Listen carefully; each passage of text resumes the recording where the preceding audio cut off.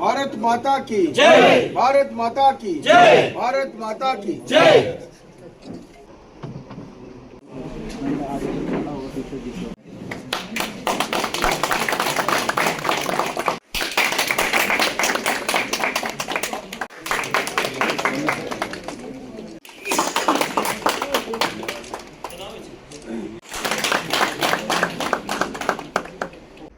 आज जो आप खुद हमारे बीच में हमारे गरीबों का, हमारे उन लोगों का जो विक्टिम्स हैं, उनका हाल पूछने के लिए आए, पूरी टीम के साथ आपके दोनों महामंत्री, आपने यहाँ एमएलए की टीम कंस्टिट्यूट की, आपने अपने एमएलए साथ लाए।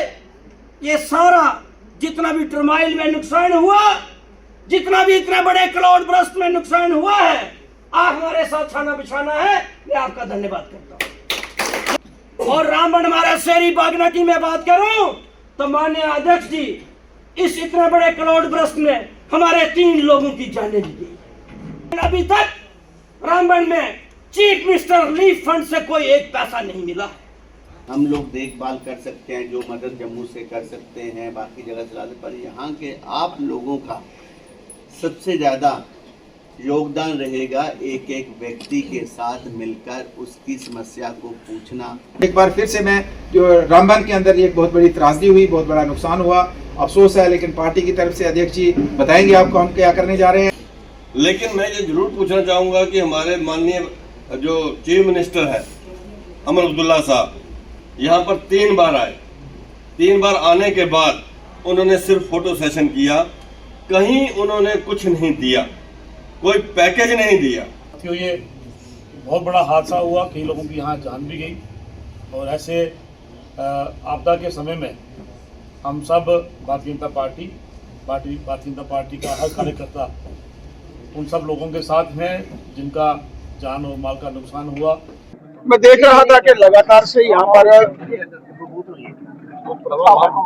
मुख्यमंत्री जी का भी लगभग 3 बार आना हुआ, उनके मंत्रियों का भी लगातार आना हुआ, लेकिन उसके बावजूद यहाँ की समस्या जो थी रामबन की हल नहीं हो रही थी। नेचुरल कैलामिटी जिसके चलते क्लाउड का बर्स्ट होना, सड़कों का नुकसान, लोगों के घरों का नुकसान, और जिस तरीके से भारी मात्रा में गाड़ियों का बह जाना, सरकार द्वारा बहुत कम प्रयास जो थे मेरा मानना है किए जा रहे हैं। उसी को लेकर पार्टी की तरफ से भी माननीय सुनील शर्मा जी की अध्यक्षता में एक टीम को भेजा था। 4 विधायक थे, पार्टी के हमारे जिलाध्यक्ष और पूरी टीम के साथ यहाँ पर लोगों के बीच में भी गए। और आज 4 विधायकों के साथ यहाँ पर पूरी टीम के साथ मैं आया हूँ। डीसी साहब से मिलेंगे, एसएसपी साहब से मिलेंगे। आम जनता को जो इस वक्त परेशानियां आ रही हैं, ऐसे समय में मैं देख रहा था कि उनके जिन लोगों के मकानों में नुकसान हुआ है, वो मकान भी जो है नहीं बन पा रहे।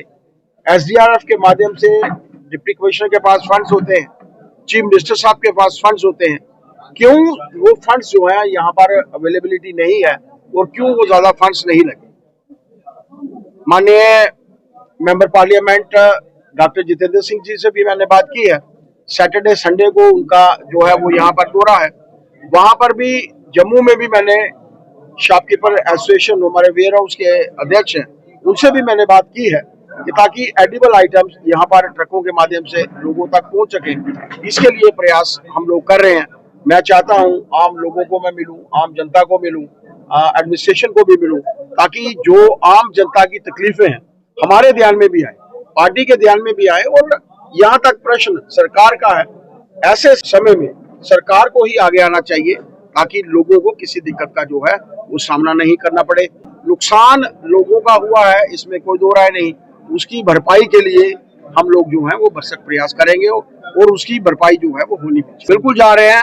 आप ये मानकर चलिए कि हर क्षेत्र में जहां भी नुकसान हुआ है पार्टी के कार्यकर्ता जाएंगे। मैंने आपसे पहले भी कहा, एकाएक पहले ही दिन हम लोगों ने सुनील शर्मा जी की अध्यक्षता में हमारे 4 विधायक यहाँ पर आए थे और अलग अलग जगहों पर जाकर लोगों से मिलेंगे।